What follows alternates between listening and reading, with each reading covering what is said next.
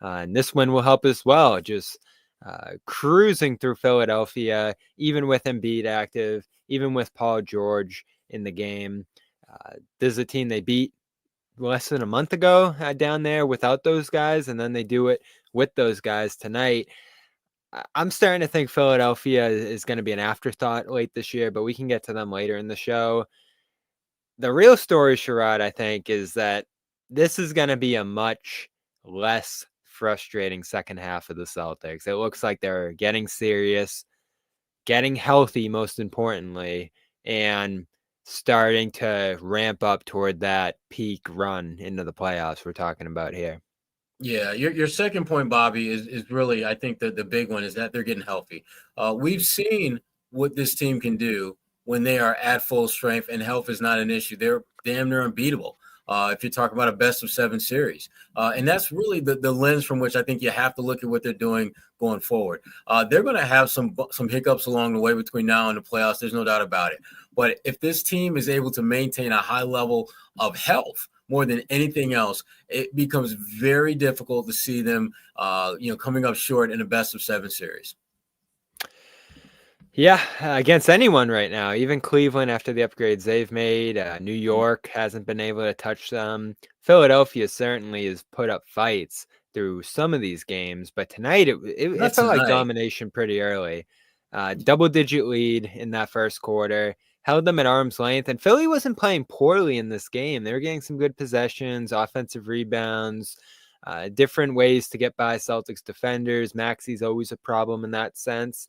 But the Celtics, the 8-12 3-point start, which is what we got to talk about here. They're heating up from 3 rapidly into the second half. They were third over the 10 games going into the break at about 37% from 3. Tonight, after that 8-12 start, they finish 24 of 54, 44% from 3.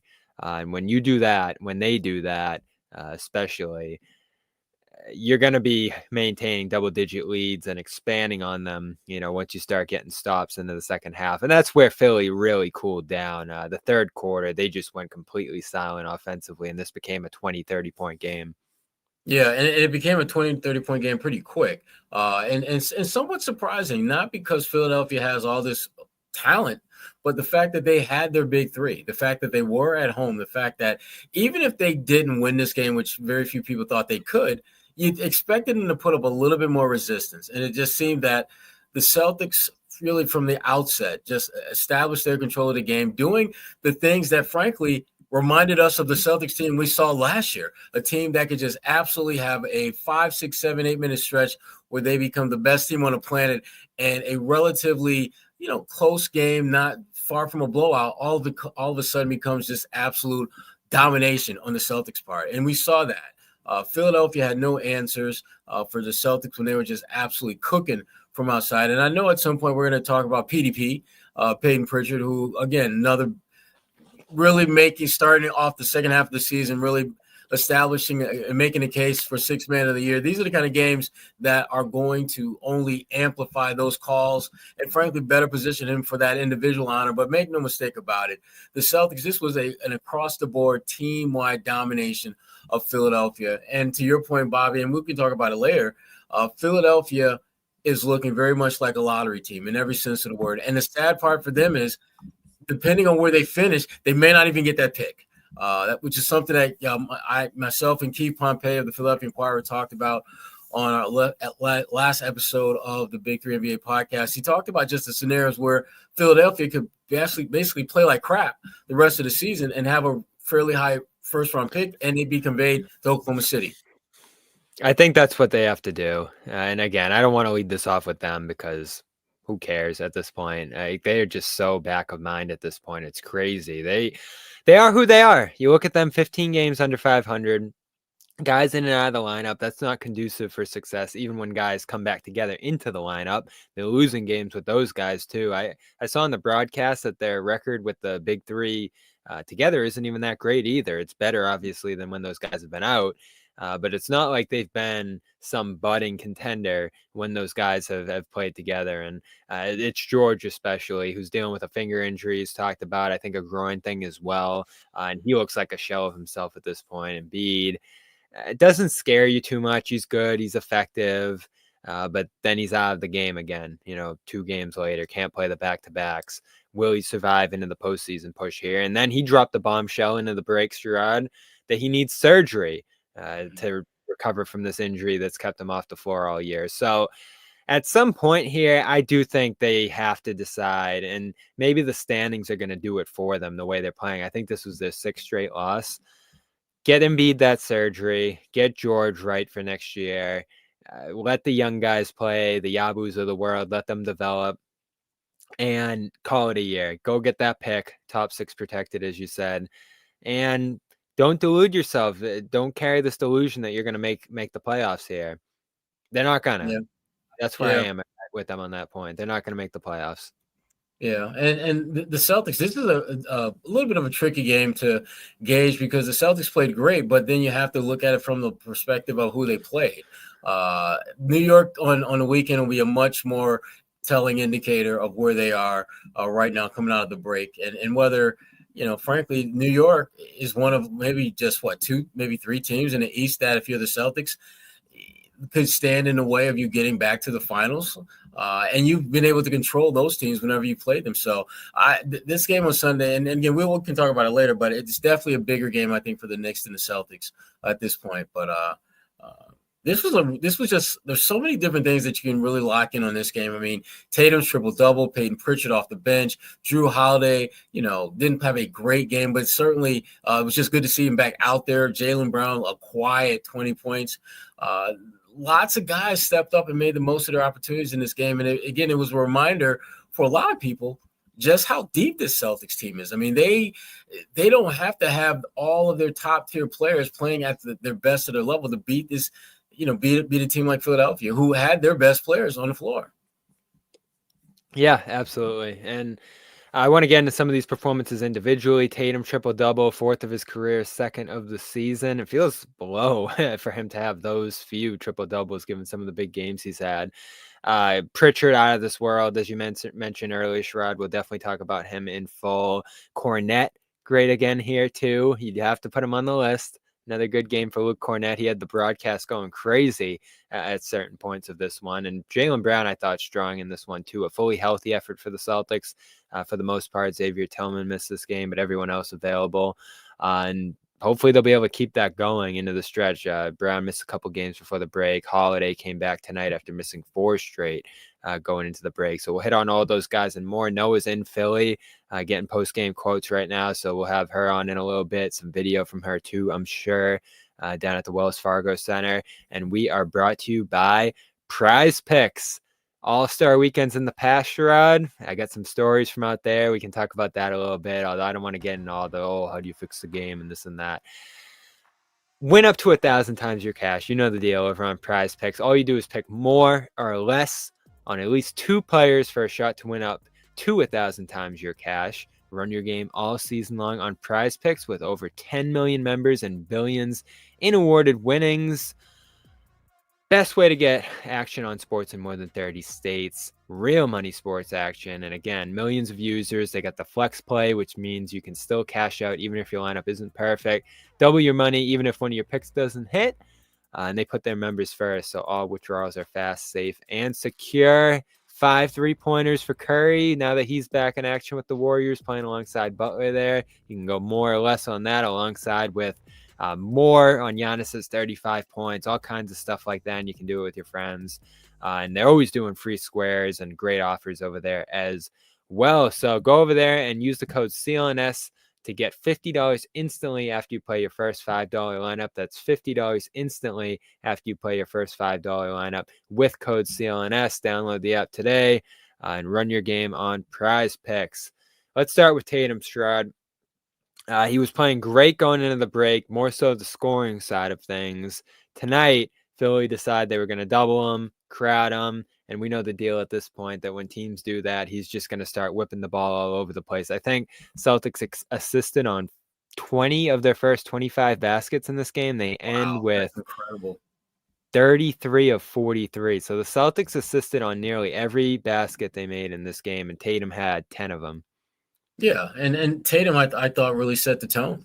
for just being more facilitator and just really harnessing that playmaking that's in him, and frankly making the ball hop the way it needs to for the Celtics team to be, frankly, just it's another dimension of who they are. You look at them, and when you think about teams like the Celtics who have lots of good three-point shooters, you think that's pretty much all they're doing. But what I think often gets lost in the shuffle is the playmaking that sets up a lot of those shots, the ability to frankly break defenses down so that you can getting not just good looks at the basket, but great ones. And I thought they got a lot of really, really good looks in this game. And this was a very complete type of Celtics win that, for me, and I think for a lot of people, was reminiscent of what we saw on the road to last year's championship, where they would have a 5, 6, 7-minute stretch where they just absolutely play their asses off, and that would be enough to give them a pretty sizable cushion and buffer that they don't really relinquish. And this felt like a 20-point win. Actually, it felt like it should have been a little bit wider than that, but regardless, the Celtics are playing the kind of basketball that they need to play as they ratchet up towards the playoffs. Yeah, and I like them empowering Tatum. I think that's the way they need to go more often this second half stretch here into the playoffs. Make him the ball handler. Let him absorb that pressure. Let him play for longer stretches. We talked a lot going into the break, Sherrod. They played him some massive, massive stretches in that Heat game specifically. I think he played 21 straight minutes in the second half. In that Knicks game, he played 15 straight with the game in doubt and slammed the door on them in the third quarter. And especially to start the third quarters, I feel like that's where he's been at his best. I feel like that's where he's generated some real momentum. And the best part about, I think, extending them through those stretches, and Joe just loves to play these guys into the fourth quarter. I mean, even tonight, it's like a 25-point game, and they're still out there, some of them in the fourth. If they can slam the door before the third quarter ends more often in the second half, I think you're going to get some more rest. I think you're going to be able to put games away that might be in doubt otherwise. And so they've balanced that Brown Tatum rotation thing all year, and I get that they want to prioritize Brown early in these games because that's where he's at his best, but in the third quarters, I think you have to start looking at playing Tatum 12 straight minutes out of halftime, or at least a longer stretch, just to get him going, just to help him build that rhythm. And even just talking to him a couple of times, it feels like that rhythm is important to him to be able to play more than 5-6 minutes without coming off the floor. Yeah, and Tatum, again, that's not unusual for guys who are really good shooters. They're used to playing with a certain tempo, certain rhythm in terms of the shots they're getting, in terms of the volume of shots that they're getting. And when that rhythm is disrupted, it's a little bit more challenging for them to be the kind of impact player that they're accustomed to being. But I give Tatum a lot of credit for this game. I mean, he really did what his play matched his words. Tatum often says that, he's just going to play and take whatever the defense gives him. And this was a game where they said, beat us with the pass. Let's see if you can do that. Let's see if your teammates can make shots. And they did. And, for this Philadelphia team, I never felt adjusted to the rhythm that Tatum was clearly in as a playmaker. And so that's, Tatum puts you in a pick your poison kind of scenario. And the Sixers team just don't have the talent to hold their own with the Celtics at this point. And the guys that they are counting on to do that just aren't getting it done. And I'm talking about Joel and Paul specifically. Yeah, the Paul things, it's startling. He had a decent start to this game, but the 2-point game before the break, some of the threes he missed in the second half, it's scary what he looks like right now. And maybe it's age, maybe it's the injuries he's talked about, but he's been worse than Tobias Harris for that Philly team, which you would have never imagined when they made that move. But you know what, Bobby? Here's the thing about Paul George, though, and it really should have been that moment where Daryl Morey just decided to get up and walk away from the table. We know Steve Ballmer is not one who hesitates to cut checks. If Steve Ballmer is balking at paying you, there's something about you that, frankly, I don't want, because that's a man that does not hesitate when it comes to overpaying for things. Because he feels the talent is worth it. When he determined that Paul George was not worth a new deal, at least the kind of deal that Paul was looking for, he was out. He's like, we're done. And frankly, Paul, it was clear to most of us that things didn't work out in LA, not just because Paul didn't get the big contract. They were putting up pretty clear signs that they wanted to be rid of him altogether, that it really wasn't so much driven by money. They just didn't think he could help them as much as he had been in the past. And they look pretty smart for making that decision because he has been brutal in Philly. I mean, you look at his body of work in the NBA, this might be one of, if not the worst season that we've seen from Paul George. Definitely. You look at the numbers too. He was a 20-point per game guy for a while there, and now fallen into the teens. One of the worst statistical seasons of his career, and the efficiency, the big thing that's fallen way off. You could at least put threes up at volume with LA out there and hit a lot of them, playing off the other guys that they had, and that's not an option for them. And again, they haven't played much together, Embiid and he and Maxey, but even when they have, it hasn't clicked this year. And maybe with more health or some adjustments in the next year, that changes. But I'm not counting on it right now. And again, you look at the record there, could fall in the 12th place in the East tonight. So they're going in the wrong direction right now. 6 straight losses, I believe. There's nothing to feel good about there. Maybe the role guys. Like, I feel like they've gotten good role player performances through this year, and Maxey's been great when he's been available. But the two guys, George and Embiid, just haven't cut it this year. And you give Embiid that extension, you hope he's going to be there, and it goes the other way to start this year. That deal looks so bad. That deal that may go down as one of the worst extensions we've seen in a long, long time. You know who else looks bad, Sherrod? Nick Nurse, man. Every time I see him, he looks so stressed. He doesn't know what to say. He doesn't know what to do. I even asked him at one point, I'm like, what do you do with a team like this? Like, are you doing all right? Are you okay? Yeah. Do you need a hug, coach? Do you need a hug, coach? There's nothing you can do when guys are flying in and out of the lineup like this. And they're one of a few teams that have had seasons like that. And, it's amazing, Sherrod, that pick you mentioned earlier.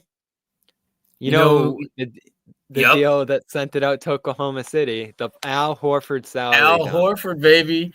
And that's, and again, not to talk too much about the podcast, but that was one of the things I talked with Keith Pompey about how the Celtics have had their imprint on the Sixers' demise in so many ways. When you look at the Jayson Tatum situation, when you look at, they took Ben Simmons where they could have, in theory, taken this guy named Jaylen Brown, who went 2 spots Markelle Fultz. Right.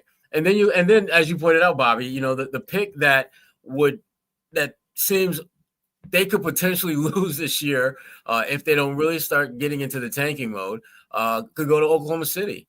You talk about the rich getting richer. If they wind up with like the number 7 pick in this year's draft with the talent that they already have and all the kabillion draft picks that Sam Presti has already accumulated.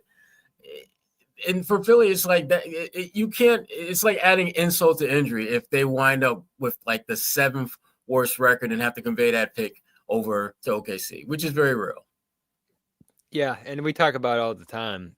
It's not the full story, but Philly could have had Brown if they wanted to take him over Simmons. It was never going to happen, but they were in that position. It's not 100% true, but if they were higher on Tatum, the Celtics don't do that trade to move back and take him at 3. So I think, at least from everything we've heard, the Celtics were always going to take Tatum, even if they didn't trade back.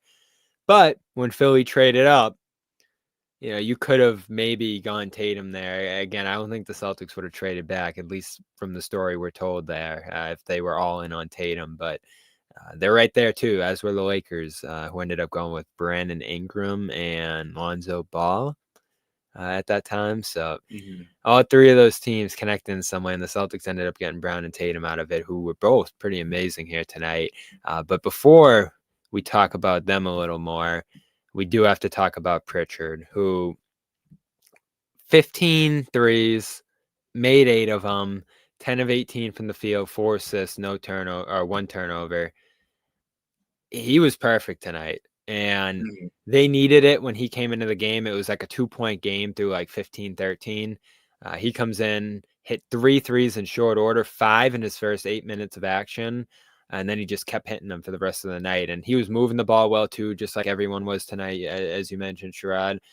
and he just gave them some good lineup flexibility. And there were stretches going into the break where it felt like he was less involved, felt like he was shooting less. He talked about it a little bit in Miami, how just, the team getting healthy again and the way the game goes, there'll be nights where he doesn't shoot as much.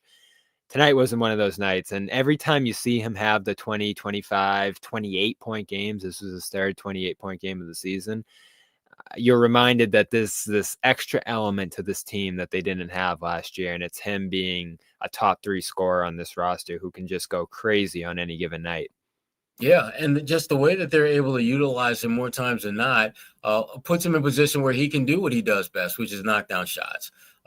When he's on the floor, he puts a lot of stress on your defense in ways that teams are, I think, now starting to get better at adjusting to. But when he's on the floor and you've got Tatum and or Brown playing along with him, it makes it very difficult to give him the kind of attention that you'd want to. And the Celtics know this, and that's one of the reasons why they have been able to play the way they have, take as many threes as they want, and have Payton Pritchard be one of the more impactful players. They have a very good system that they're running now. Payton is a really important part in that system, and to his credit, he's making the most of these opportunities. People forget that, the Celtics got rid of the sixth man of the year. The Celtics got rid of defensive player of the year in order to, in part, create more space for Payton Pritchard. And yes, there were some other pieces that obviously the Celtics got that were big deals, but by taking those two players out of the mix, Payton Pritchard now had an opportunity to play more, and I give him a lot of credit.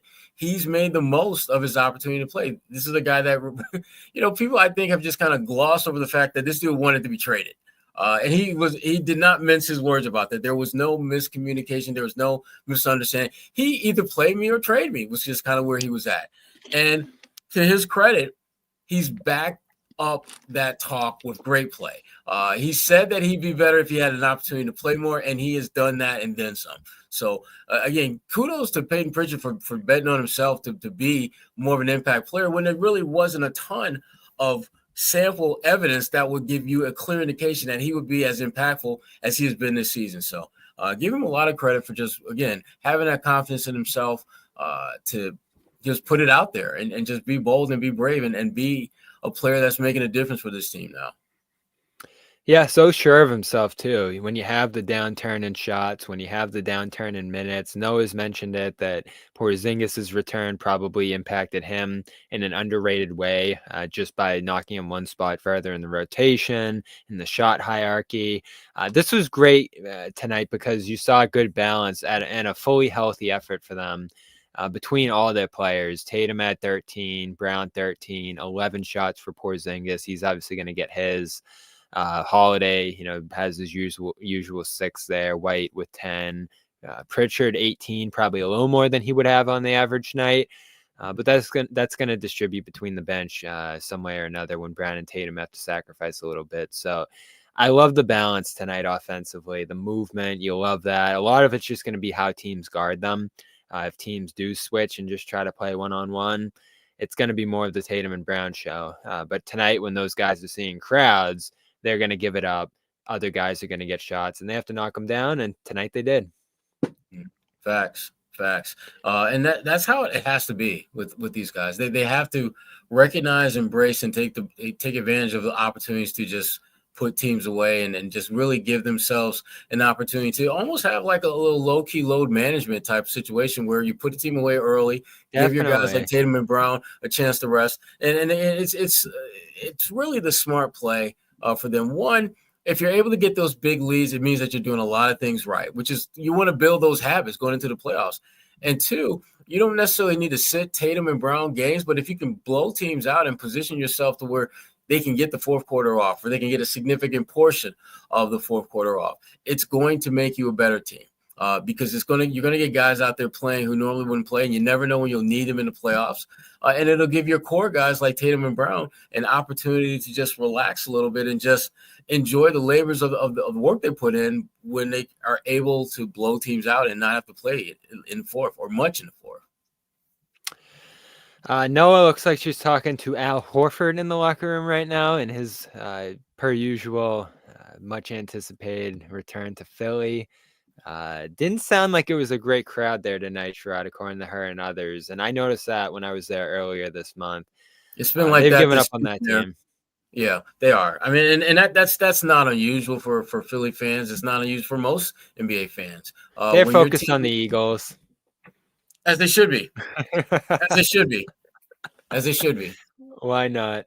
Yeah, and they started booing in that first half. In the second half, one of their writers, Adam Harrison, out there was like, "There's no reason to even boo at this point. Like they just don't care enough to boo at this point. It's been that bad for that team, and it's just a number of teams. Sherrod, I'll text our group chat from time to time and just be like, what would we even say if we covered that team? What would we be saying if we did the Sixers post-game show? And I don't even know what we'd be saying at this point. We'd just be so damn frustrated.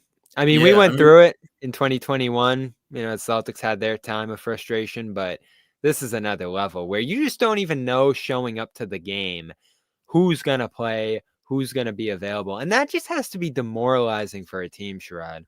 Yeah, it is. It's because, and the thing about it, you not only do you not have an end in sight, you don't have hope in sight.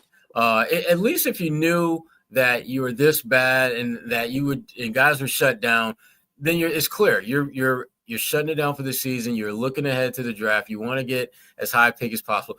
They're in this weird space where they're sort of kind of playing as if they want to make the postseason, but then they're sort of kind of not playing that way. And so at some point they need to just get on the same page and decide whether they're going to just gather in the troops and just look towards next season in the draft this year, or are they going to figure out a way to be more competitive?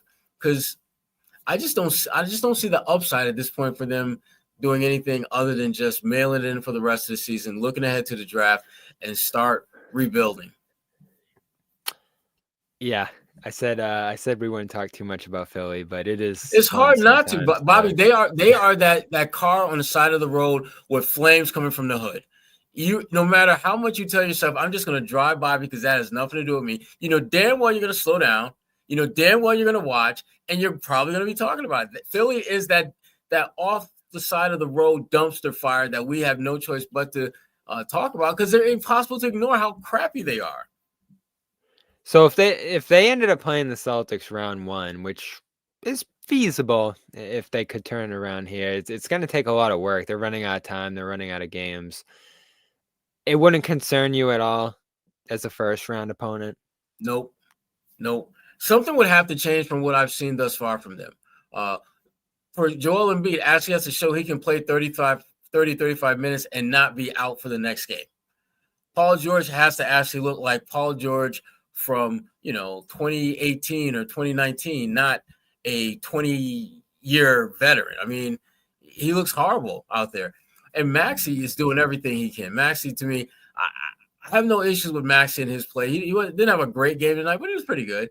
And that's where he's at. I mean, he's a pretty good player who can be great on many nights, but he's going to need help, and he's not getting it. He's just not getting it. 2 seconds left in New York. I just flipped over to that game. They are tied with the Bulls right now. And looking at the standings as they head to Boston on Sunday, they could fall 3.5 games back of the Celtics if they lose here. And it is Bulls ball right now. So we'll keep you updated on what happens with the Bulls there. It could go to overtime. No OG Anunoby tonight. He's nearing a return from his injury. He didn't play in that last Celtics-Knicks game. And Mitchell Robinson could make his season debut soon. So we'll talk about that Celtics-Knicks game coming up on Sunday in a little bit. It's going to be an interesting one. Celtics have rolled through the Knicks twice and fairly uncompetitive games, even though that looked like maybe the biggest threat in the East. And we can talk about who the biggest threat in the East is going to be once we get beyond this game a little bit here, Sherrod. But one interesting element to the Sixers that we haven't hit on here tonight because he didn't play. Right. I wanted your thoughts on Lonnie Walker and the Philadelphia. I love it for Lonnie because he's going to get an opportunity there. And to me, Lonnie Walker is an example of the Sixers, I think, starting to put the pieces in place to build towards next season. Nothing Lonnie does. That's I think in part why it's a 2-year deal. And there's I think it's a team option for the second year. And for them, this is a chance to, frankly, have Lonnie Walker audition for like 20, 25 games, and make a decision on whether you like what you see to bring him back for another year where he'll be in a contract year. So I like the idea of having Lonnie Walker, but again, if you're making up your mind, if you're Philly, that you're just going to basically mail it in for the rest of the season, I'm not sure Lonnie Walker is going to go along with that. I think he's going to put up numbers if he gets a chance to get out there and play, because he will certainly have an opportunity to knock shots down, especially, with Paul George struggling and them not having a clear, I think scoring threat at that wing position. Maxey's, to me, I don't look at Maxey as a wing. I look at him as a guard. So I like that. I like it for Philly. I like it for Lonnie. But I like it more for them next year, because I just don't think Lonnie's going to be able to do anything to make any kind of significant contribution to reversing the direction that this team is heading in right now. Yeah, unless they shut some guys down like we've talked about and go to the bench, go to some of their younger guys, and he ends up playing more minutes to prove himself going into next year. And it will be a crowded backcourt going into next year. This could be a deal more oriented toward him trying to make it onto that roster and show that he can be in line with some of those guys, because you have Jared McCain next year. You have a bunch of different guards, Maxey and others there who are probably going to play in front of him on the average night. But his big thing was just getting back to the league after garnering little to no interest from teams across the league. And the Celtics, as much as they gave him a shot, as much as they looked at him and saw some positive stuff from him in the preseason, never seemed super interested in keeping him around for money reasons. But this is now, I'd say, like a $700,000, $800,000 deal to bring him over. All things considered, given it's a prorated deal for like 28 games or whatever's left in the season. So it wouldn't have been that expensive for the Celtics to bring him over or back if they wanted to. Obviously, they saw Torrey Craig, who can blame them, given what he showed in garbage time tonight with the 3 blocks and his awesome debut last week. They went with Craig over Walker, and it's hard to argue with that, because Craig's a bigger player. Craig's more of a defensive player, a guy who can knock down, catch and shoot threes rather than having to play on the ball a little bit. With Walker, and I know the fans loved him, I know a lot of people got captivated him at the time, you wouldn't have had the minutes for him. You wouldn't have had the shots, certainly. And defensively, I know there's some admirable traits for him on that end, but it's just never been his game, defense. And they want guys out on the floor who can survive defensively, Sherrod, and that's Torrey Craig. Yeah. I mean, he the more I think he's around this team, the more we get to see him play day in, day out. I think the more people are going to like the potential that he brings to this team, particularly when you're talking about making a deep playoff run. The Celtics, like I said, they are really kind of building up their brand, so to speak, to have a deep playoff run. I mean, you look at just the way they have began, coming out of the break, and just looking very much like the Celtics we saw from a year ago that steamrolled over everyone en route to Banner 18. Will Lonnie do anything that makes Celtics fans go, oh, maybe we should have kept him? No, and he won't, because he'll be doing it on a team that's still losing. And then the Celtics, meanwhile, will still be winning. So it makes it a little bit easier to stomach him playing well for him, knowing that he's in a situation where even if he puts up numbers, you're still left kind of wondering, what does that really mean? Because he's putting up numbers and his team is really bad. And if he doesn't put up numbers, is he not as good as we thought he was? So there's just no scenario that's going to really, I think, make him look significantly better than people's opinions of him right now are. Taking a look at Noa out there. Looks like she's still in the locker room, so we'll try to hear from her. I mean, she shot down at like 3 o'clock, Sherrod, for the 7 o'clock game on Yikes. On a budget airline, and I think she's going to be shooting back to Boston tonight too. So she had a busy day. So we won't hear too much from her here tonight, but there's a massive homestand coming up, so we'll have a ton of games in Boston starting Sunday against the Knicks. 8 of the next 10 in Boston, aside from Toronto and Detroit, back-to-back next week. So Celtics going to be getting a ton of time in TD Garden, and that could either be a good thing or a bad thing, Sherrod, given the way that they've played there this year.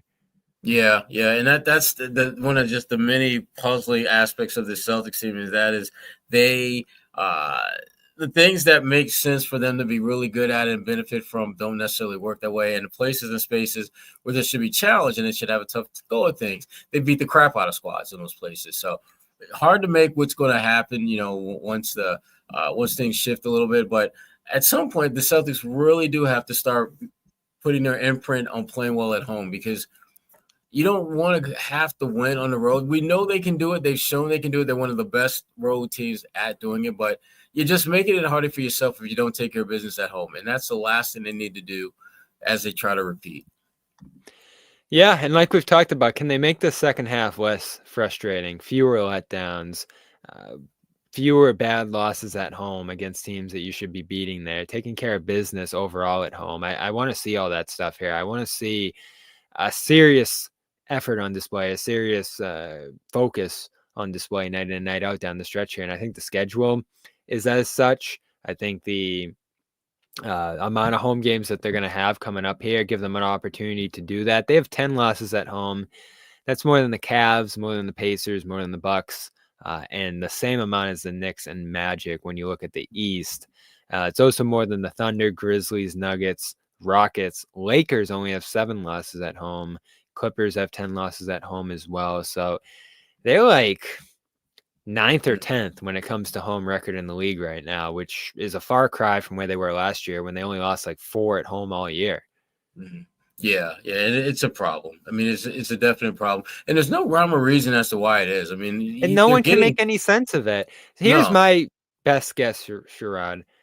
I think the crowd, and I don't usually like to talk about the crowd, but the crowd's just been a little less engaged. I think that there's a heightened expectation for this team, just like we have on the air here, where it's going to take a lot to wow the crowd after a championship.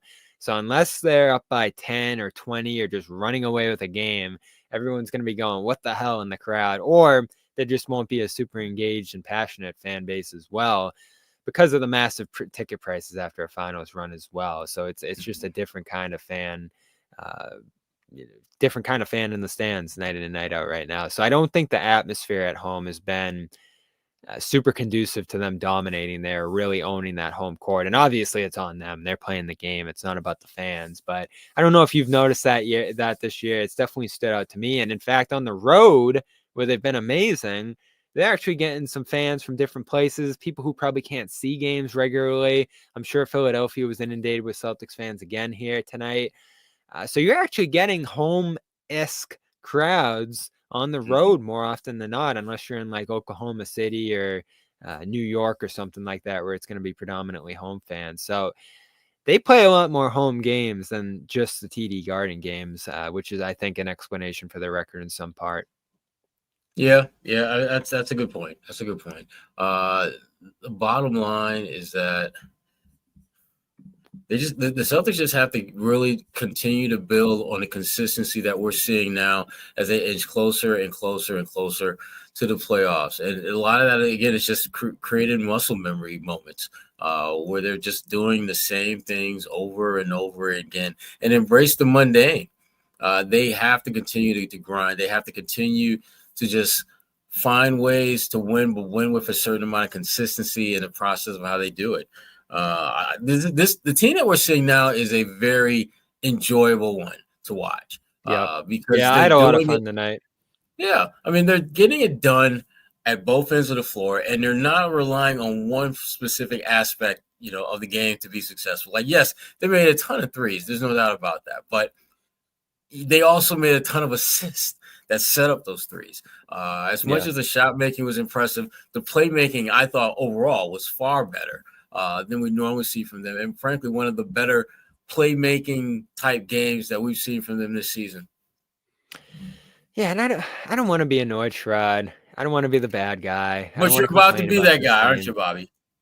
No, on a night like tonight, how could you? And this is why John isn't on the show tonight, because these kind of games he wants nothing to do with. He wants to criticize and tear apart their bad performances. And there's not much you can say when they come out and shoot 44% from three and just drub their opponent. I want these nights. I want them taking care of business. I want them being the team that they can be. I want Tatum being in that MVP conversation. I want all that stuff. And when that doesn't happen, when they lose to the Kings, or they take a 5-second violation and lose to the Hawks, or start throwing the ball all around in crunch time, I don't enjoy that, but I'm going to talk about it.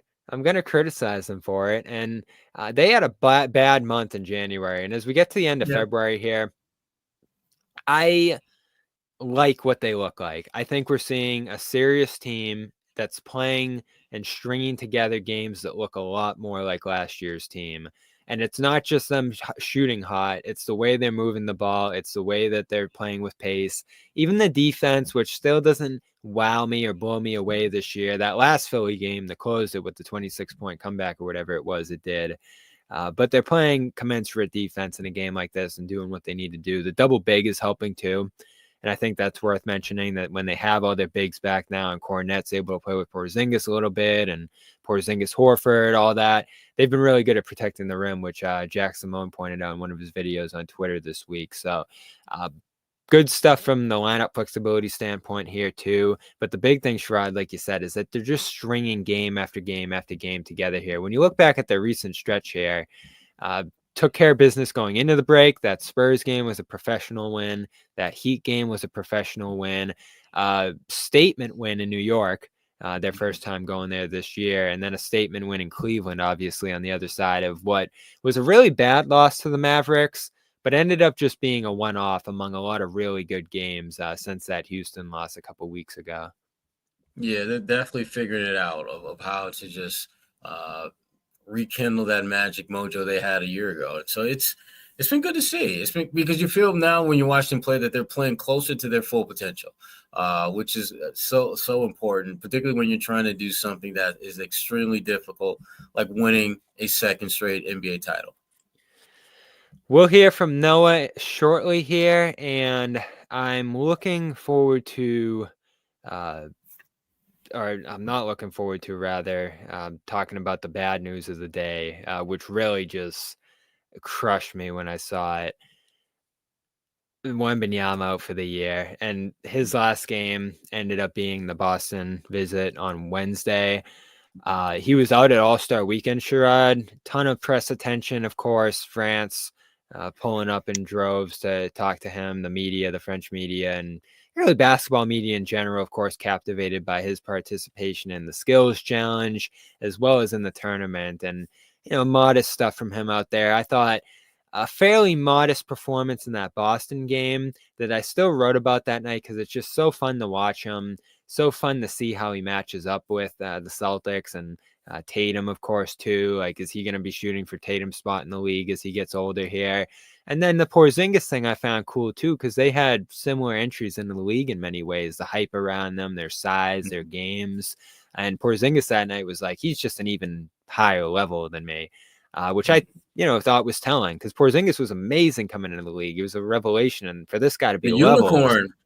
Levels above. Yeah, it's the unicorn and the alien, as they call it here. And so builds on the hype. It's so hard, Sherrod, with the hype he had to meet it.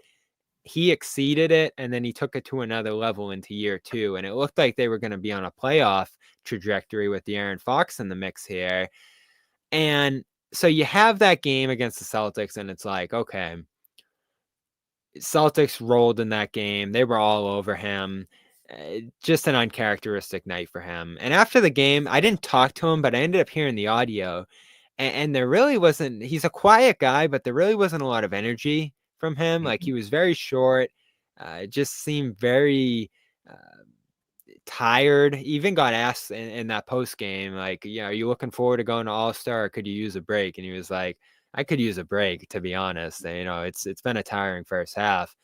And then in the All-Star game, again, modest performance, all the press availabilities, I listened in on them a little bit, and it was just very short-winded stuff. And I was like, like, I know he's a quiet guy, but this is even like short for him, especially on an event where people are coming in internationally and stuff to talk about him, a lot of attention on him, first All-Star game appearance.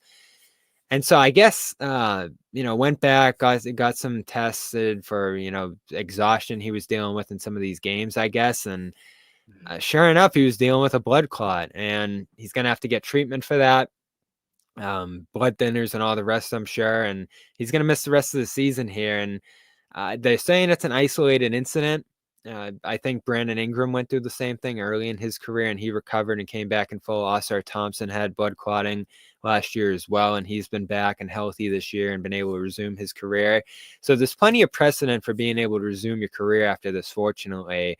But this is a severe diagnosis here for a player who just had so much momentum and hope and hype around him this year. And there's obviously a strong case that he could be the face of the league after LeBron and Curry and some of these other guys move on, Sherrod. So to have, a career-altering condition like this right now is just awful, awful news for himself, for the league, for everybody who loves him. Like, he's quickly become one of my top 5 favorite players to watch. And the fact that we're not going to see him at all now in this stretch run, obviously second to his health and him getting better and all of that, but just devastating for him, for basketball fans everywhere. And again, there's hope that he's going to return to start next season, according to the Spurs. But man, this is the last thing anyone wanted to see going into the second half. Facts. It is. And again, he makes the game look so simple, so easy with just the things he's able to do. People often, look at him and say, if you were to go into a lab and create the perfect player, he'd look a lot like Victor as far as being long, lengthy, ability to defend, knock down threes, put the ball on the floor, score in a block. There's very little that he is not able to do at a really high level. And it's unfortunate that we won't get to see that. I was looking forward to seeing whether they can make a run together and get to the play game. That's could have been a very real possibility if not for this injury. He's just good, man. And I know it's like Doug. Oh yeah, he's really, really, really good. To the point where he's one of those guys where a bad night for him statistically is an above average night for most players. You can see nights where he'll have 17 points, 10, 11 rebounds, 4 blocks, and that's pretty good for him. Those around him, it's the bottom line is this: he is going to be a great player, and this is a minor setback in what I still think is going to be one of the greatest careers that has ever been in NBA. There's never been anyone quite like him. I know there's some of the Porzingis comparisons, but he's a better player than Chris Apps. And taller. Right. I mean, when you listen to the way, it's not even so much anything he says or anything he does. It's what people say when he plays, what they say about his game. I mean, Chris Apps is a great example of that. I mean, Chris Apps is not used to looking up to anyone. Literally, that's not something that when you're 7'2" like him, you do. But he'll be the first to tell you that scoring on Wemby is hard, even for a guy that's 7'2" like he is. He had to pull out all these moves and fakes just to get his shot off, and you don't usually see Porzingis do that. He's usually pretty direct. No, I mean he had to empty the shed in order to deal with this damn tall 7'4" oak tree that was in front of him. I mean, I just remember when that was that one basket that he made on the paint where he spun on his pivot foot like 2 or 3 times, fadeaway shot went down. You would have thought that was the game-winning shot in Game 5 of the NBA Finals. He was super excited about that because that's what Wemby has done now. It's like a major accomplishment in your life. It's almost like a bucket list checked off if you can score on Wemby on the block. Just doesn't happen often. Such a bummer to end this year. 46 games, 24 points a game, 11 rebounds per game, just short of 4 assists per game, as well as a steal and 3.8 blocks per game, which you don't see every day. 47% from the field and shooting 9 threes per game at 7-4. A lot of them off the dribble, many of them step backs, 35% from 3, which is what really put him over the edge in some monster performances this year, including how many points did he score on Christmas? 50? 50, I think. Or damn near 50? 42 with 18 rebounds and 4 assists. He had a 50-point game against Washington in November, 42 against the Hawks in December. So 3 40-point games as well for him this season. Yeah, I had him creeping into that top 10 territory this year. That was one of my predictions going into this year. I had him at 7 by the end of the season, just looking ahead on what that list would look like by the end of the year. And unfortunately, again, just going to have to take a step back and deal with what's, a scary condition here in his shoulder, I believe is where the clot is. So no Wembanyama for the rest of the year, expected to be back at the start of next year. And of course, we're all hoping for the best for him. Again, we'll hear from Noah here after Jayson Tatum talks out in Philly. Ton of good games coming up to start the second half, and a great win for the Celtics here to begin the second half schedule here. Was there anything else that stood out from this game, Sherrod? Porzingis strong, I thought overall. Good stuff from Derek White per usual. I guess we can talk about Jrue coming back from the 4-game absence because you start to worry about him a little bit again. And he's one of the real questions going into the second half. Only had to play 19, 20 minutes tonight, which was good. Not a massive load offensively, not unusual, the low shot number here, but not a ton from him, and an overall solid return. I thought he did some good things, fouled Embiid at one point trying to guard him in the post, but they need him to be closer to the guy that we saw last year. And the repeated absences with shoulder soreness, as well as some knee soreness too, I think he's missed time with this year. And then he talked to Sports Illustrated a week or two ago, and Bobby Kravitsky over there, and mentioned a couple of times like a mental, aspect to this year, like making sure that the team's right mentally, making sure that, they get through this year mentally. So he dropped that line a couple of times in there in terms of the dynamic of trying to get through this regular season of the playoffs again.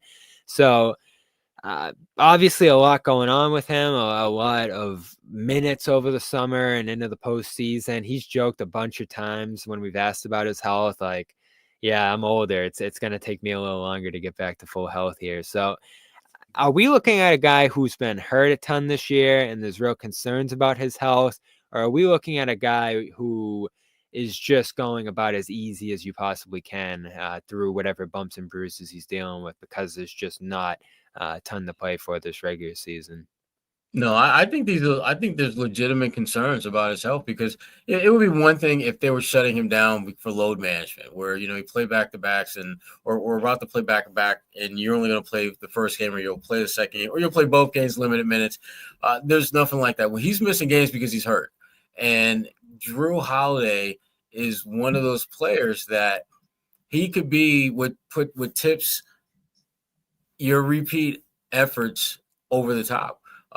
We've seen it time and time again where Jrue Holiday will just absolutely completely dismantle, the top wing or perimeter scorer on the opposing team, and still get still get his as well. So it's going to be interesting to see how the Celtics move forward with Jrue Holiday, whether they'll be giving him some load management nights off, or whether they're just going to kind of just battle through whatever he's dealing with ailment wise and continue to have him, a presence out there on the floor for you. I'm glad we saw him tonight, because that's where we would have really sounded the alarm, is if that absence continued into the second half here. And again, no visible limitations from him, not a game outside the ordinary. It's just that he got so hot from three last year. He had such an out of this world shooting season, especially from the corners, where he was like 60% from three to finish the year. That wasn't going to happen again. So can he get 38, 39 right now after this night? And again, a solid shooting night for him here. He's checking in at 34, 35.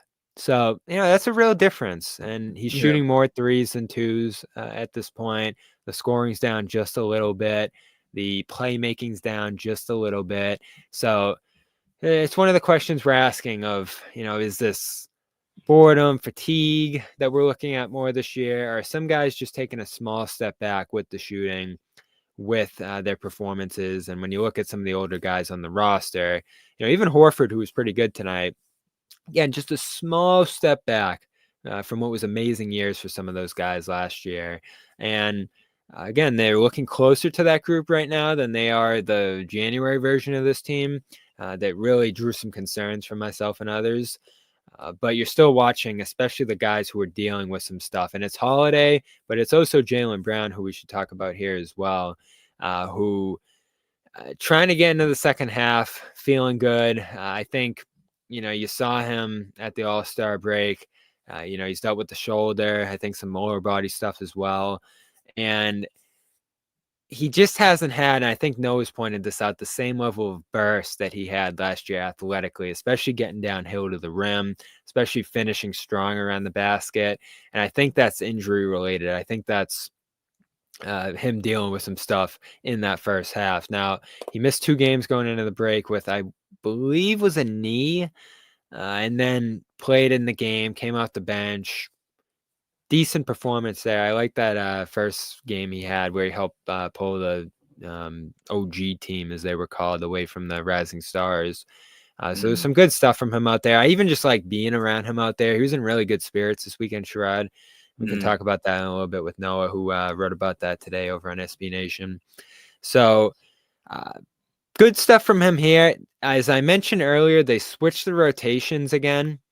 He had been playing the full first quarter for a little while. He came out halfway through the first this year, and Tatum got that full first quarter, and then they went with the same rotation in the third, but he still got plenty of touches, still was efficient, and still overall had a good game moving the ball out of crowds and just continuing to keep this offense moving. And that's the key for him is, he'll have his aggressive moments where he's on the ball and he's trying to find his own shot and he's hitting difficult looks, but he's got to be in the flow of the offense a little bit here too, especially if you want to see Tatum on the ball and in control. Yes, facts. What can we say? I mean, he's such an important factor in this team's success. To that last point, I think he revealed at the All-Star game, Sherrod, 237 pounds, I think he said he is. Because damn. One of the Australian reporters there came over and started asking him a bunch of questions and was like, "Oh, could you see the All-Star game in Australia?" He was like, "That's kind of far." And then he's like, "Oh, what do you think of Luka? They said he's 270 pounds. What's the most you've ever weighed?" And I think he said over the off season he was like 240, and now he's down to like 235, 237. So, yeah, even again, just everyone's always talking about the arms. He just got completely jacked this summer and last, and he's gone that muscular route. So if you're someone who believes that impacts your shooting, can maybe see that a little bit this year. But on the other hand, he's able to bang in the post, take on defensive matchups, and do the more brute strength things that this team needs, which is good because that's a contrast to the game Tatum's going to play. Yeah, and you need to have that balance. I mean, you really do. And it's one of their strengths, the fact that, they don't have a lot of moments where they're just kind of stepping on one another's toes and just making things, making a bad situation worse. So they've got a good rhythm that I think works for them. Certainly it works for the Celtics. Yeah. Do you want to talk about Luke Sherrod? No, Bobby, but I know you do, so we will. We will. I have nothing Good against stuff Luke. from him again here today. And what is it? It's the offensive rebounding, it's the passing and the ball movement, and it's the running. And you know who would love him, Sherrod, maybe even more than me, is, of course, Tommy Heinsohn, who loved nothing more than a big man who would run the floor. And early in this game, he just flew right ahead of Tatum, caught a nice pass up the seam, and just dunked ahead of everybody on the move. And then later caught another dunk in traffic there. And just strong, aggressive, all over the boards in this one. I think he had 4 offensive rebounds, and there were probably 2 more he could have had that just fell out of his hands. So he's continuing to stack together these impactful performances, Sherrod. And now you're looking at him as a guy who has to play even into the playoffs. And I'm not going to go in the starting direction again, Sherrod. I'm not going to go there. Thank you. I think if you're going to predict, will Kornet be in the playoff rotation or will he not? It will depend on the night and the matchup, but I think you're leaning that he's going to play some amount of minutes in these games because they want to play big. They want to have that advantage. They want to be able to offensive rebound. And he's just been so great on the offensive boards this year. Yeah, I mean, and he's getting better. I think that's the one thing about his game from where it was when he arrived here, from where it was at the start of training camp to where it is now. There's been a clear, undeniable growth happening with that. And so it's just really important that, again, that they continue to find ways to build on the success they've had, get more guys involved in terms of contributions to, more hands on deck, so to speak. And just keep building towards the playoffs, because ultimately, because as important as this win is, and so is the game on Sunday, it really is about stacking victories, getting to the playoffs, and making some noise.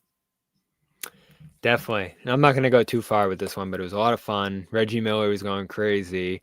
Kevin Harlan giving the Celtics some credit for developing Kornet. And again, you're just looking at him stringing games together right now. Going back to before the break, he had 2-4 against the Spurs, 14-12 in that Knicks game. Less impactful game against the Heat. That wasn't his best night with 0 points there, but 7-5 against the Mavericks in that loss, 4-3 against the Cavs, 11 in the win over the Pelicans that Tatum had the game winner in. So a couple double-digit scoring games mixed in there, but overall he's playing 20 minutes in a lot of these games. At the very least 12, 13, 14, 15. So he is, going back to December 6th, that's the last time he didn't play in a game. And it's been 10, 11, 12, 20. He even has like 3 30-minute games mixed in there over the last 2-3 months. So he's in that rotation, Sherrod, and we'll see what it looks like come playoff time. But I have to predict that he's going to at least get a shot to start the postseason in this rotation, like he did last year before he faded away and then eventually got hurt. Yeah, I mean, this team is just so ready to get past this damn regular season and get to the playoffs. That's what they were saying on the broadcast too, Sherrod. They were like, this team just has so many options, so many guys, so many people doing things. And you look up and down their lineup, and it's so true. Your sixth man scoring 28 points. Your third center is dropping dunks in transition on 3 or 4 shooting. And then on top of it all, you go down the list of performers here in this game, and there's a lot of them. The 5 starters, the 3, 4 guys off the bench. And then you get in the garbage time, and Torrey Craig, who feels like he's that next guy up right now. If someone's out, he's going to be the guy who steps in. He didn't play real minutes in this game, but came in for the final 8. He comes in and blocks 3 shots, grabs a couple of rebounds, doesn't shoot, but just looks fresh, explosive, impactful, and a guy who can defend. And I don't know if I 100% believe him, but right before the break, Sherrod, when he had a couple of threes in that game in his debut against the Spurs, Joe was adamant that, it might take him some time to catch up here. It might be an acclimation period for him in terms of learning the language and all the things we do. But that doesn't really matter, because we're going to play him anyway. We're going to take advantage of all the years of experience he has, and he is pretty well traveled and pretty experienced in terms of the NBA experiences he has at this point. And you don't want to get too far ahead of yourself, Sherrod, because this is a buyout guy. And how many buyout guys have actually panned out over the years? It's not many. But for what this team needs, what are we talking about? A 10th man who can just step in and give you some solid minutes if you really need it in the right matchup, give you a little bit more lineup flexibility, and give you a guy who can knock down shots, which is most important, and the kind of thing that Joe Mazzulla emphasizes above all else. I don't want to go too far with what his impact's going to be here in the second half, but what are you predicting on that sense? I think he's going to be in that 7 through 9 spot, where depending on the matchup, he might be your 7th guy, but more times than not, if the plan is to play him, he won't be any more than your 9th man. And that's fine, because if you look at the 9th guy for most teams, Torrey Craig is better than most of those guys. And so the Celtics, it would absolutely be in their best interest to make the most of that more times than not. And finally, joining us from Philadelphia, the blank screen of Noa Dalzell is all I can see. Oh, there she is. How about now? Looking good, Noah. It's the classic Wi-Fi versus hotspot conundrum, and right now I'm on the Wi-Fi. Good to see you guys. Good luck with How that you doing? conundrum. Doing well. We had a fun game. I arrived literally in time for tip-off because my flight was 6 hours delayed. Just in time for great 6 or 5. And I got here at 7, watched the game, and then we had a great post game. And I'm trying to send them through, but Tatum talked a bit about just like how he wants to be the greatest Celtic and chasing Larry Bird, and just it was a very profound post game. Would not get the lullabies in the background. So I'm trying to send it to you guys. I don't know if it's going to send, but those are the kind of things we talked about at All-Star, because Tatum was out there, Sherrod, and Noah and I both agreed we want to talk to Jaylen. There's just so much more to talk about. It's just going to be better quotes. There's just more intrigue around him there. What is this? Has been great. Well, I was also working on a Jaylen story, which you should check out on SBNation.com. But yeah, I mean, Jaylen's more likely to say something off script. Yes. Right, because Jaylen doesn't step to those situations with a script. He's almost always off script the minute he gets on the mic in front of him. Yeah. So, and I love the dancing video he posted a couple of times. But when you get him going about Tatum, that is, his legacy, stacking up with the greats, the guys he looked up to, that's where you actually do get some good stuff from Tatum. So what prompted it, Noah? So Joe was pretty adamant post-game that it's not anything new. He was like, this is how he's been playing. This has been him night in and night out. It's just now he's going to get the headline for it. So I think that was kind of the message from the team, is that it wasn't that he did anything particularly different. I mean, he attributed it to finding Luke in the seams, Pritchard hitting a shot, so more just like process-oriented things. But I think that those of us that watch the team night in and night out have just acknowledged the fact that he is just comfortable not necessarily needing to shoot too much. He's like just loving the double team. You can tell that when he's dribbling at the top of the key, he's waiting for that second defender so that he can kick it out and get an open 3 for one of his teammates. And Joe said post-game, like, this is one of those things that, you know, he now values that assist just as much as he values his own 3-pointer. He enjoys it just as much, makes him just as happy. And therefore, like, he's doing that, and he's just making the right read. And I thought tonight was one of my favorite games that he's played this season. Even though the box score, it's 15 points, 10 rebounds, 11 rebounds, 10 assists. It's not like jumping at you, but it just from watching the game, this is a perfect example of why the box score watching is limited. Because I do think that he just controlled this game entirely, and then guys hit open shots. I mean, they shot well. Yeah, the assist total in this game was pretty ridiculous for them. And that's not always there, Noah. We talked about this earlier. But when teams are going to show them crowds, when teams are going to double him, that's going to be the result. And the fact that they can flip on a dime to that, Sherrod, and now react to it so quickly and not turn the ball over and not have this period where they're like, oh, what are we looking at here? Not have this period where they're slowing down. And that's the biggest thing. I thought their biggest problem and their most underrated problem in January, Sherrod, is that they slowed down. I think they went down to 29th in pace at one point. And in this game, for them to have the shot total that they did and for them to be able to produce the quality shots that they did, you had to move. And whether it's those passes to Luke in transition or some of the transition threes that Tatum and others hit, they had some good pace to them today. And that put Embiid in a tough spot. And the 3-point shooting always does too. And they just put a ton of stress on that Philadelphia defense, Sherrod. Yeah, and that's what you're supposed to do. I mean, you have one of the best offenses in the NBA, and you should be in position where you are putting your opponent in frankly, uncomfortable positions. And the Sixers never looked comfortable out there defensively against the Celtics. And then you certainly – give the Celtics individual players credit for that. But to me, the bigger thing is just that was part of the game plan. Find a way to get the most efficient, effective offensive opportunities and make these guys pay. And they did that over and over and over again in this game. It was a 20-point margin at the end of the day, but it really felt like it should have been like 30-35, the way they just kind of dominated this. And honestly, being there, it felt like they were up by 40 the entire game because there was absolutely zero energy from the Philadelphia crowd. And the Celtics, you know, it just felt like Philadelphia never really had life. Like they went on a mini run in the fourth quarter to cut it from 29 to 19, but that was it. I mean, normally you play an NBA team that has multiple stars, or I don't know at this point exactly how they've been producing, but guys that are high caliber players, like you make that push, you have their back against the wall. Like they never really fought back. And there were a couple moments where like they left Pritchard wide open for three, like the third consecutive time, like literally wide open, like a pickup player would have probably hit that shot. And they were just continuing to make that lapse. And so there was an element of this game where I was kind of, as much as I was impressed with the Celtics, I was that unimpressed with Philadelphia.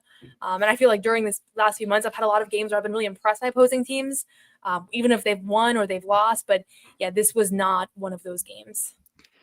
You know what we got to do? No, I think it's time. We talked about the Sixers a ton earlier in the show. I think it's time to do our apology, Cam. We were wrong about the Philadelphia 76ers. I do not think they're going to make the playoffs. I do not think they're going to be a factor down the stretch here. I think they're done. And you know what? You looked at the talent going into the year. You looked at who George was in LA, and it wasn't right. And you never could have predicted Embiid's health this year, but you could have put it into the equation that he's not out there and available as often as some other stars or some other teams' best players in the East. No one could have seen it falling this far, but you could have seen it. They were never going to be the second best team in the East. Yeah, I'm going to apologize because it was clearly a short-sighted take. And I think even like the Knicks would have been a better pick. The Cavs, I just didn't. I don't know. Looking back, like this league. I like the Cavs. I didn't see this stuff. I like them too, but I didn't have them in the top two. But I will say what I will say is I learned through this process that I'm not great at making league predictions. I'm good at making Celtics predictions. So since then, people have asked me to predict things. I'm not predicting. I'm only predicting Celtics related things. I'm not doing the whole standings game, who they're going to face. I don't know. My guess is as good as your guys' is. I only predict Celtics related things. I saw last year ESPN had the Minnesota Lynx, who made it to the finals, WNBA, in like their third worst team of the season. And then they ended up making it to the finals. So I think it's just too hard predicting league-wide trends. I'm quitting. I'm not doing it anymore. So no blame. And I'm sorry. Wow. No predictions. Don't give up so quick, Noah. Don't give up so quick, Noah. Really was a big ego hit for me. I was on a roll starting this job. Saying that the 76ers were going to be the second seed and just seeing them tonight, it really hurt me. Yeah, I'm giving up. I gave up officially tonight, and I was already there a couple weeks ago starting to see who they are. And this is it. You're 55 games into this season. This is who you are. And they really haven't even been that good when they've been healthy either. And that was the case tonight. They just got completely run off the court. And maybe they'll be better next year, but it's not going to happen this year. They're about to fall behind the Nets, Noah. That really, when I saw that tonight, I was like, wow, it's over. So, yeah, that's the 76ers. Did you see Lonnie? Was he around? I didn't see him, but again, I was late, so I didn't get a chance to explore the premises. But yeah, I didn't see him. I think he officially signs with him tomorrow. Was he on their bench? I don't think so. I don't think so. I think he officially signs tomorrow. I saw some of the Philly guys saying that he had the nameplate up in his locker room, but yeah, I don't think he was there. Oh, cool. Okay, yeah, I didn't get a chance. Chance to make it into the locker room. We narrowly missed the revenge game. Would this have been a different game if Lonnie played? No. Yeah, they lose by 17 instead of 20. There you go. I think there's legitimately a feeling that I share that Lonnie Walker is a former Celtic who was like on a team and played games and things. And he was just here for preseason. And I feel like there was just like, I was viewing it as like former Celtic great Lonnie Walker. Fell in love with him. I know. And you fell in love with him a little bit too. You were caught up in the hype train. Yeah, so you think he's going to do well there? I asked Sherrod, is he going to do anything that makes you say, oh, like could that have happened in Boston? No, I don't think so. Honestly, we talked about Torrey Craig's minutes? Like, I feel like he seems to be a seamless fit so far. I asked Al, I was like, he's fitting in perfectly. And 3 blocks in 8 minutes, the bench was going crazy. So, like, I was looking forward to talking garbage time with you. I think this is a win for you on the garbage time front, what we saw from Torrey Craig here today. I could see that translating to actual minutes in the near future here, as you said. Yeah, I mean, again, it's garbage time. I know we're going to take it as an asterisk, But the fact is that Joe values guys that are staying ready and able to check in and immediately make an impact. And he was able to do that today, checked in for the last 8 minutes of the game, wasn't in the rotation as they're fully healthy. And I think that's going to be the norm most nights, that if they have everybody, he's probably not going to get run. But to come in and to not, to immediately look ready to go. I mean, we've seen guys struggle a little bit in those moments this season. And he came in and was moving at full game speed from the second that he checked in. He no sense of like he's scaling up here. And then again, I haven't watched that much Torrey Craig film, but I was impressed with his athletic abilities around the rim. Like I didn't realize that he was like, some of those blocks he got up so high, his timing was perfect. I was like, that's Derek White-esque kind of blocks. And I'm not saying he's Derek White, but it was pretty cool to see. And it was the most energetic the bench had been all night. Was like nobody could sit. People were going crazy the entire time, and he just kept them coming. So it was a small highlight of tonight's game. And I do think that he showed in that stretch as much as he could. I mean, you're not going to show that much in an 8-minute fourth quarter stretch, when you're up by 30. But he definitely showed that the things that appeal to the Celtic front office about him, that defensive, intangible, that veteran experience, the readiness, all that. In 2 games, we've seen him hit threes and defend. And those are the 2 things they need him to do. So really good stuff from him. I heard about him over on Celtics blog this week, and the theme is he's going to play. They're going to play him even though he doesn't have all the language right, and he's not caught up to the system and this and that. Like they trust his experience. They trust things he's done in playoff situations he's been in. So he's the new O'Shea. Gary was giving me crap, Sherrod. He was like, "Oh, he stole your man's number. He stole your man's roster spot." And I was like, "Well, what can I do?" He didn't steal it. It was there for the taking. I'm wishing O'Shea the best. Pritchard, Noah, we talked about it. When the team's at full health, he's not going to get as many shots. He's not going to get as many opportunities. But they were at full health tonight, and he got a ton of shots and opportunities. So maybe it was just the way Philly guarded them. But it's good to see that he can play one step behind all the starters when they're healthy and still have a night like this. We've been waiting. When's that 20, 25, maybe even 28 point Pritchard going to be back? And here he was. Ready to roll. Yeah. I mean, his shot was on. He said post-game he feels like this is, there was no difference in his approach tonight where he was on versus San Antonio where he was off, but that he benefited from the break. And I think that Tatum was doing a great job finding him. Like, you got to give Tatum credit for the way he was seeing the floor. Both him and Al, it was like he was seeing the play like multiple plays ahead. But I do think like Philadelphia guarded Pritchard like he was a guy who is just a 30% three-point shooter. I mean, they really didn't overreact to him, and that's the last thing I would want to do. Is I would hate to see, and we've seen this so many times this year when a guy, a team leaves Pritchard open, and next thing you know, he has 15 points like that because he can score in bunches. And now a 5-point game is a 20-point game. Like if I was an opposing team coach, that'd be at the top of my list. Like, don't let that happen, because now you might have been playing them kind of evenly, and now single-handedly he just turned this into a blowout. And we've seen it so many times. So he has the ability to make that impact. And what I like the most is that he hit those 5 threes in the first half, but then he also wasn't forcing it. Like, he had some great driving kicks to Al for a 3, Tatum for a 3. So he's just playing within the system. And, I asked him if it's contagious when everybody's passing the ball that way. And he said, honestly, it's just like, it means more we're executing, like they're making the right reads and everything. But I think that tonight you could see that everybody was playing selflessly, and because the ball is falling, it's easier to do that. And he's one of the biggest beneficiaries when they're kind of playing this free-flowing offense. He's going to be the guy that benefits. Yeah, and we've asked a million times, why would you double Tatum? Why would you crowd him? Why would you do this stuff when this is going to be the result? The answer is that there's just too much stuff to account for, especially when they're fully healthy like this. And they were saying it on the broadcast, Noah. They just have so many guys doing stuff for them. Like, you hold Tatum to 15 shots, you hold Brown to 13 shots, not remarkable scoring nights for either of those guys, or 13 each rather. You feel like you did your job at that point. Neither one of them went off from 3. Neither of them killed you overall. And then to just have Porzingis hitting 3 threes and White's 5 of 10 and Holiday's chipping in with a couple and Horford hits 3 off the bench. And then your 6th man is shooting 10 of 18 and 8 of 15 from 3.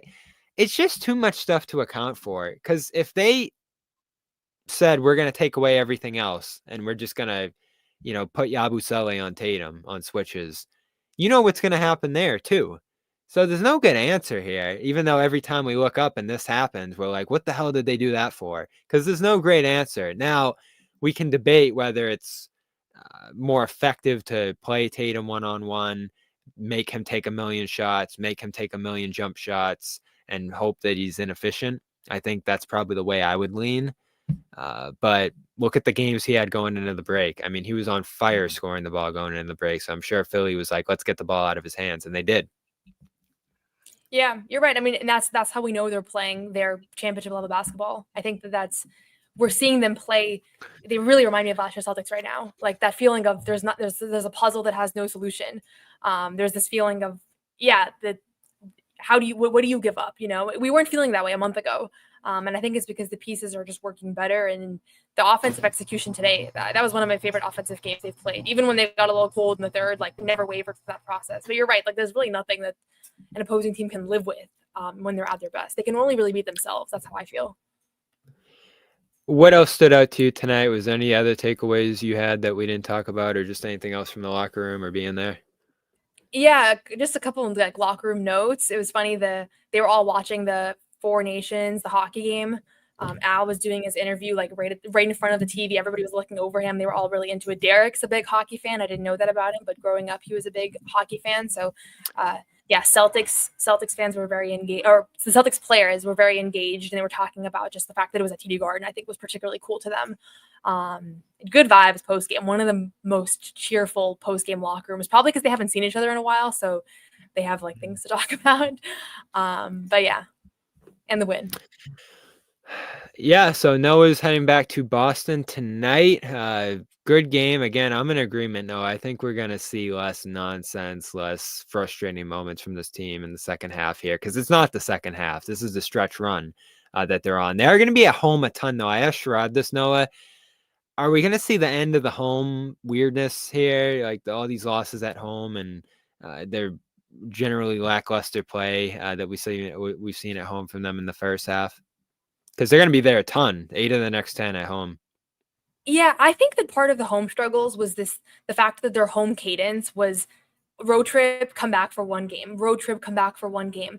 They're home for a consistent stretch now. Like home is going to be the norm for the next 5 weeks. Well, after this game, they are actually going to be home and then away again this week. I know this one, but in moving forward in general, I think that they need a little homestand. And I would be surprised if they went 2-5 on a homestand. Like I don't think we've seen anything to point to that. It's that level of overlooking those games coming back from the road, I think is the biggest thing. So I think they're clicking, they're playing well. Like I do buy into the road thing. I think they've been better on the road. It's not just a stats or a fluke. Like I think it's very legitimate. But I'd be surprised if they don't bounce back here with this opportunity to get some wins together. And I don't know if the 1 seed is within reach. It's ultimately going to come down to the Cavs. Like they're going to have to lose some games to create an opening here. But that's less important. What's important is that they're playing their best basketball coming into the spring. And I will say Al Horford and Payton Pritchard both were not asked the question and brought up wanting to win going back to back. Al literally brought it up on his own accord, I think. Where they both Kornet again. Nobody brought up Kornet. Kornet was not mentioned post game today. Nobody said his name on this night. Why'd they bring him up on the night he had 0 points in Miami, but tonight no one? That's what made it more profound. That's what made it more profound. He was awesome again. The broadcast was going crazy about Kornet now, Reggie Miller especially.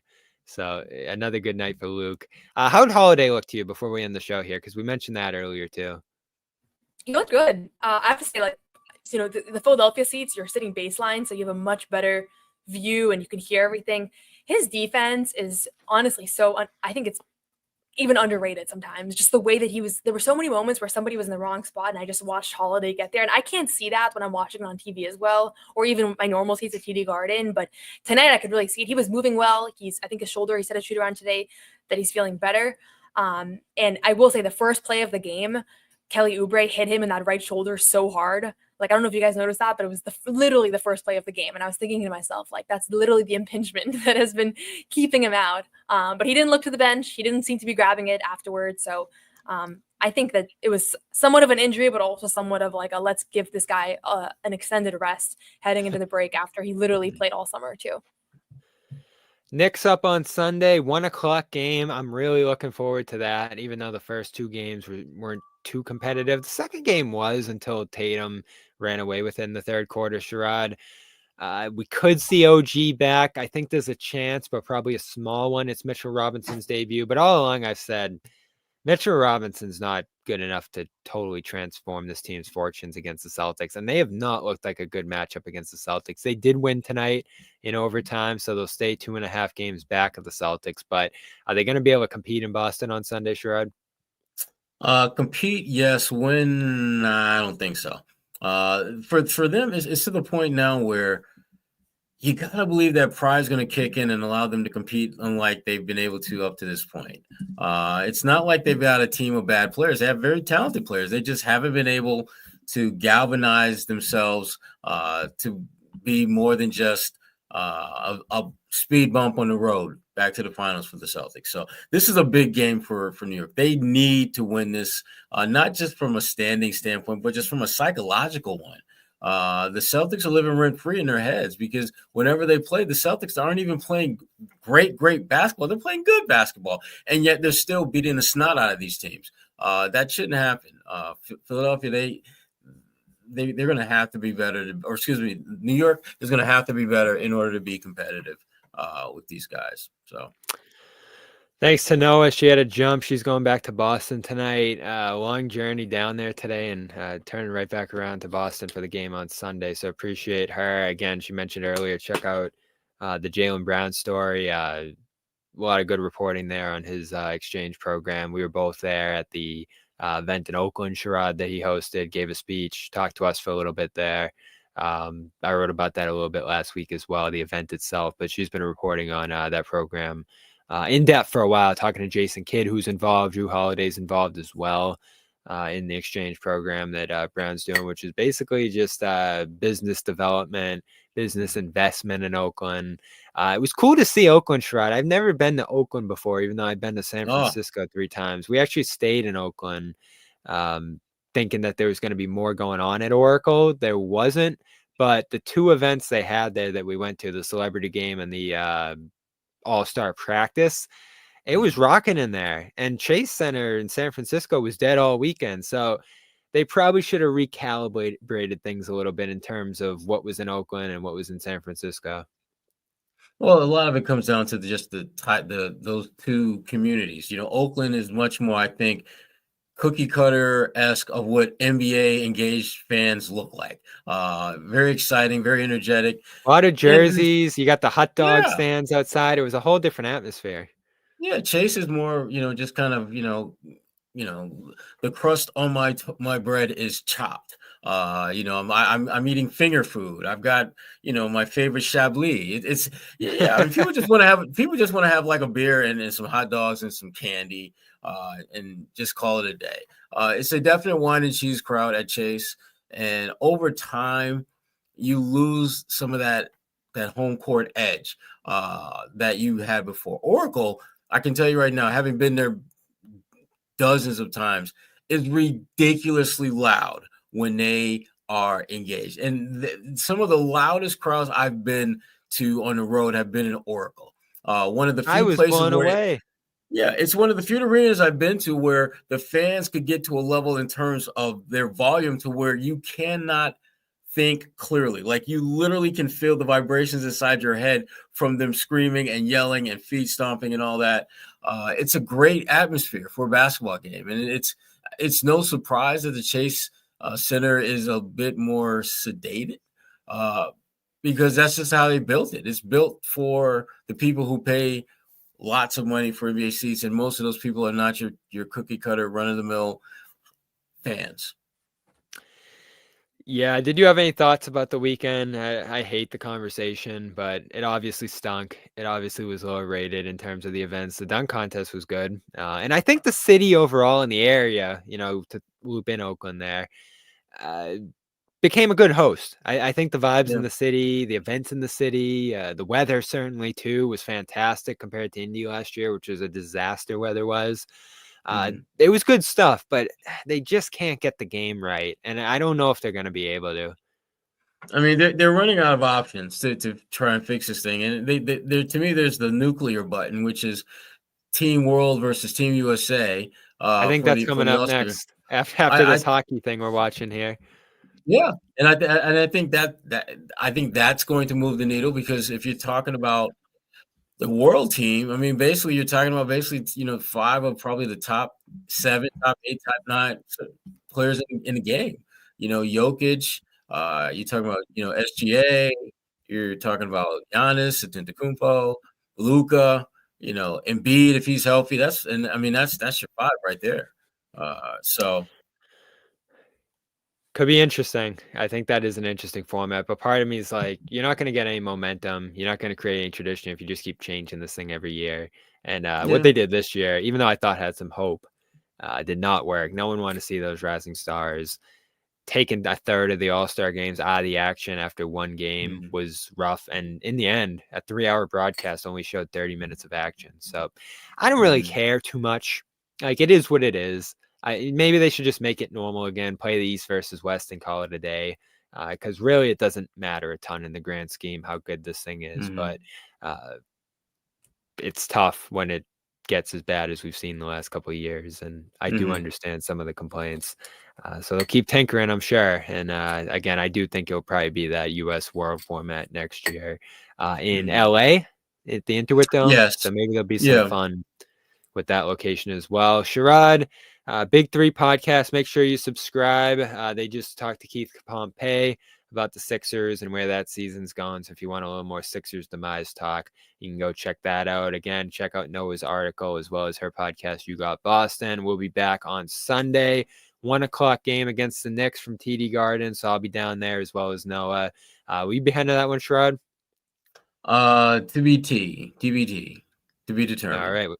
We'll see if we see Sherrod on Sunday as well. I'm sure Jimmy and John will be back for that one as well, an afternoon game. Jimmy's actually over at the hockey game, which I'm going to go catch the end of right now. So enjoy that, everybody. Thanks for joining us here tonight. Thanks to Noah again from Philly. And thanks to Ahmed on the production side. We will see you on Sunday. The second half is underway, and CLNS Media and the Garden Report have all the coverage here for you. Thanks for tuning in. No one's sneaking a vegan brownie by me, I'll tell you that. Okay, you know what, John? We're going to do it. You have to feel that way too, Bobby. I have to feel that way? Let's fly out over and make Luke your first center. Bobby, we gave you Luke an hour early. We're not going to end this on a damn conversation about Luke